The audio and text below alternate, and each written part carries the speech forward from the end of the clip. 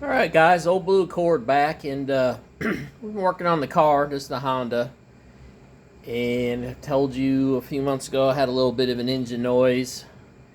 It seems to come from the upper top end, so I thought while I was doing the air conditioning and had the car up on the lift, I'd go ahead and lash the valves. Most of these older Hondas, this is an '88. They call for probably like a 12,000 mile interval on lashing the valves. Once you do it a few times and the motor breaks in, you probably don't need to do it every 12,000, but that's what they recommend. Went through all the valves and everything looked pretty good. Maybe on the intakes of number 3, I might have just adjusted them just a little bit.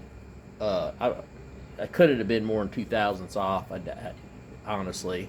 And you do them cold, do the engine cold because it's an aluminum head.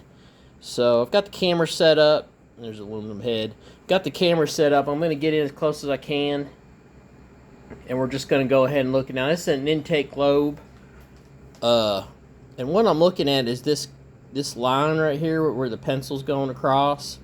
That's something you can feel with your finger. Like if I drag my fingernail across there, I can feel a little bit of rust spot. And the edge of the cam, this edging right here of the lobe itself is razor sharp, which obviously this car's got tons of miles on it, so there's been some wear. Now I have spot checked this before, and I felt like one of the lobes had a lot of really nasty wear on it, but you can see it maybe with the white light. I've got a white light on there, and you can see again that line right there.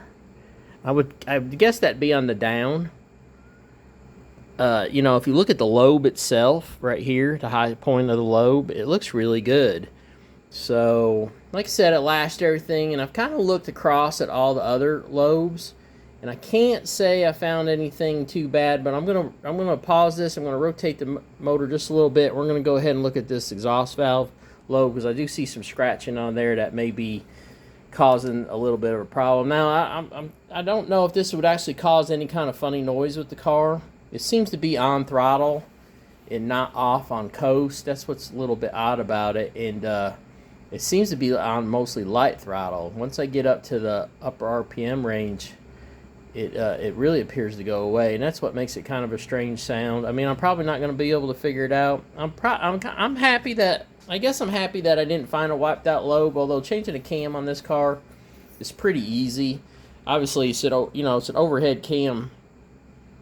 It's an overhead cam setup, so you just have a timing belt, and the cam just sits across the engine. And then what's nice about Hondas is down in here, this is all oil, so these lobes are just constantly in this bath of oil, so you're getting plenty of oil. There's no dry starts or anything. There's got to be at least, quarter-inch puddle of oil all the way across the entire top end of the car, so that kind of makes it pretty cool. Pretty good reliability, and it's just there's no lifter buckets or anything weird like Toyotas do or some of these other companies. It's just a rocker direct to direct. So, and I wouldn't be surprised if the rocker faces are galled a little bit, after all this time.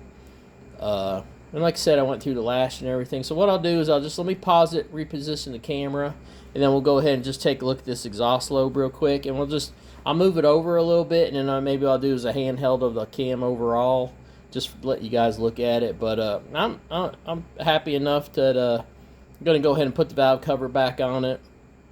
The valve cover and gasket's working great. I'm not getting that leak. I had that really bad leak, like right here where my pencil is. That's with using the right gasket, the right thickness.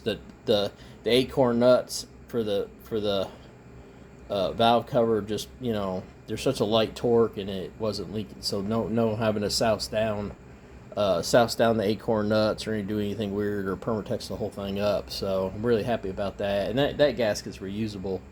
Obviously, I should have never changed the original one, but let me pause it and do a reposition, and I might just go ahead and do a handheld on this one, and we'll take a look at that exhaust lobe.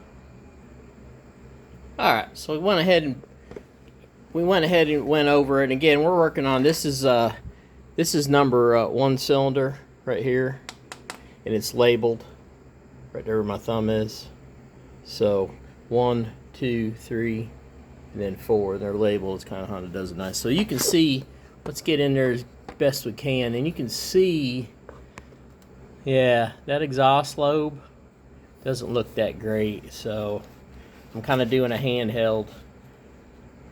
I can't get anything else in there. So if you look down here where my pencil is, that lobe, if I run my finger on, now your finger and your fingernail is very sensitive. You'd be surprised you could, yeah, and I can catch a little scratch on there, and it's sharp on the edges. That's a good sign that you've got pretty good amount of cam wear. I don't think we're going to see anything up top here. No.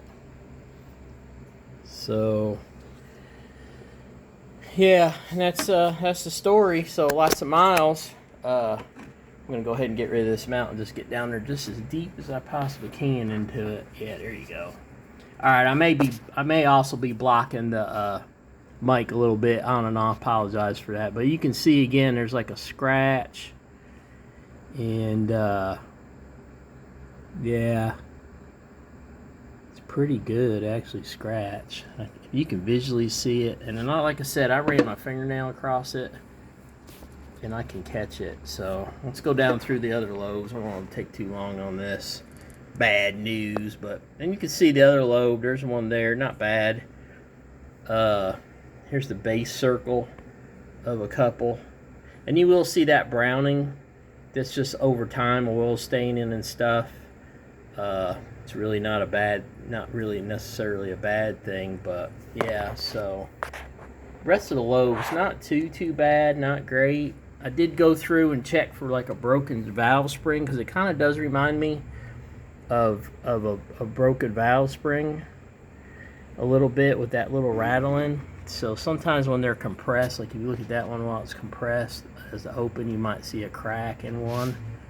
I hadn't caught anything, and all the retainers look good. Like I said, I kind of got up here and looked at the rocker shafts, see if they were broken or got a split in them. Sometimes they'll split from over RPM or whatever, but I just haven't found anything. So that's how it is. I'll probably never really find out what exactly's totally worn on it, but that's as good as you're going to get. So yeah, just look at these springs overall, and that's just all you're really looking for. Now all this stuff is pretty easy if you can forget the parts to change out. Obviously you don't have to take the head off, even to do the springs and stuff, so it's kind of nice.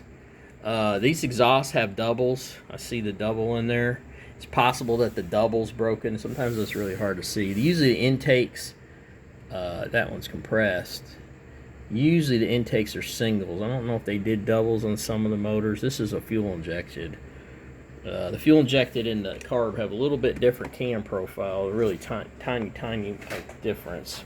So yeah, that's where we're at. Like I said, I'm getting ready to do there. I've already vacuumed down the system and stuff, but I need to have the engine running, so I'm going to put the valve cover back on, and then go ahead and do the air conditioning. I'll do a video update on that when I'm ready. Probably be in a few days, maybe, or maybe tonight. We'll see.